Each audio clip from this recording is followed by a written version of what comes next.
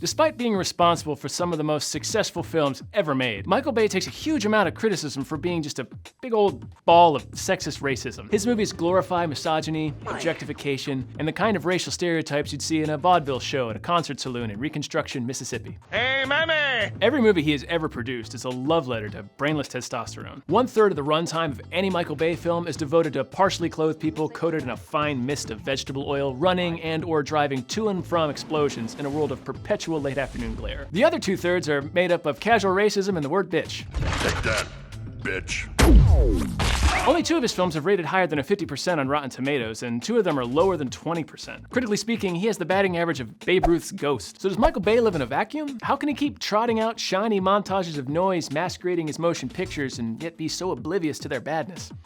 Well, because he's making fun of us. Michael Bay might secretly be the most brilliant satirist who has ever lived, holding up mirror after billion-dollar mirror to show us exactly what's reflected in it. Let's take a look at the evidence. Hollywood considers Michael Bay to be the most mass-appealing director in the world. When Steven Spielberg and Jerry Bruckheimer need a movie to make all of the money on the planet, they go to Michael Bay. The wealthiest, most powerful weavers of dreams in Hollywood decided that Michael Bay's sensibility is the median of every human being on Earth. And every Michael Bay film seems to have been made by a violent, misogynistic racist. So what does that say about us?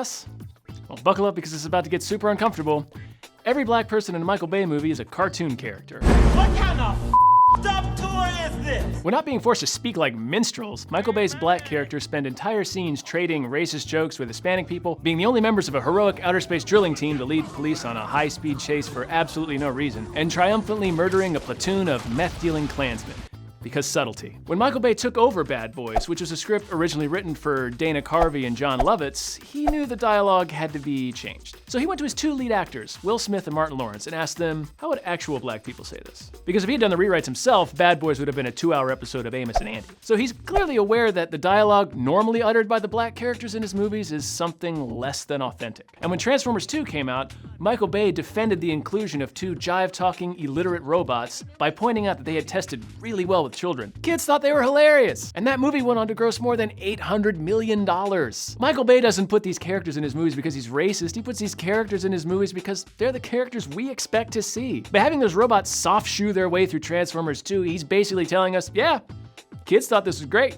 They don't know any better. I'm gonna continue making movies that say racism is okay for as long as you will allow your children to believe that is true. In Transformers 4, Dinotronic Jamboree, there's an uncomfortably long shot where the camera lingers on the text of Texas's Romeo and Juliet law, which says that having a sexual relationship with a minor is totally legal, as long as the relationship began when both partners were still underage. Ostensibly, this is to show us that the romance in the film between dumb guy and blonde person isn't gross and illegal, even though it is both of those things in most other states of the Union. But what it's really doing is showing us, the audience, that we have a law in the books that allows adults to f teenagers, and we're fine with it. As soon as Papa Wahlberg finds out his 17-year-old daughter, of whom he is still the legal guardian, is sleeping with a 20-year-old man, he freaks out, and he wants to press charges. But thanks to this loophole, created by our modern American government, he can't. Michael Bay didn't write the Romeo and Juliet law, he isn't dangling it in front of our faces to excuse the actions of his characters. He's demonstrating the fact that the state of Texas has a statutory rape permission slip, and according to the culture we're actively shaping to pass on to all the children we take to see these movies, that's completely acceptable. Michael Bay is not saying, hey, here's this law, so nobody needs to feel bad about this grown man nailing a teenager against her father's wishes. He's saying, hey, look at this f***ing thing that totally exists. Maybe you should write your congressman. Maybe I'm giving him too much the benefit of the doubt. Maybe he is really just a loud, stupid, racist bully with zero self-awareness. But here's what makes me think otherwise. Michael Bay studied film at Wesleyan University, which is an incredibly prestigious and exclusive liberal arts college. And they loved him there. His senior project won the university's award for Best Student Film. One of his professors was Janine Basinger, a film historian and trustee of the American Film Institute, and she considers Michael Bay to be one of the most brilliantly talented filmmakers she has ever encountered. Basinger is also responsible for helping decide which movies make it into the Criterion Collection, which is a library of culturally and artistically significant films, which, to date, contains 2 Michael Bay movies. The point is, Michael Bay was a well-educated, celebrated film student, not some clueless goober stumbling randomly into success after success like Forrest Gump. He knows exactly what he's doing. Back in 1999, he had a cameo as a dumb fraternity jock in Mystery Men, literally playing a caricature of the reputation he would eventually earn. He had contempt for that image before most of us even knew who he was. Can we bring the brewskis? If anything, he's hyper aware of himself. So let's go back to those Rotten Tomatoes scores. His 2 most poorly reviewed films are Transformers: Dark of the Moon and Transformers, the one with dinosaurs. Two of the biggest box office successes of all time. Despite the assurance of virtually every respected critic on the planet that these were two of the shittiest pieces of shit to ever be shat out of a shithole, we as a species rewarded Michael Bay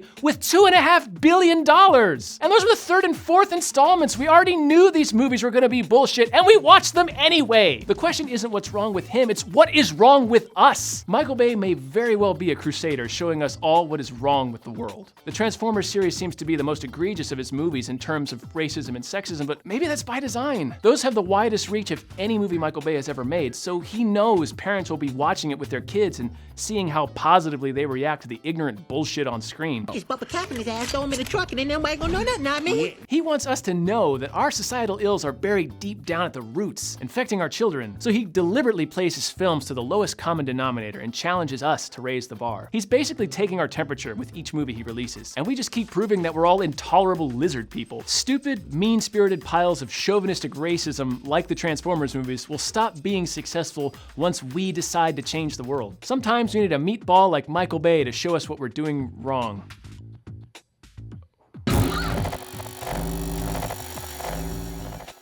Hello everyone, I hope you enjoyed watching this video. If you liked it, please subscribe, give us a like maybe, and head down to the comments section and let us know what Michael Bay movie changed your life.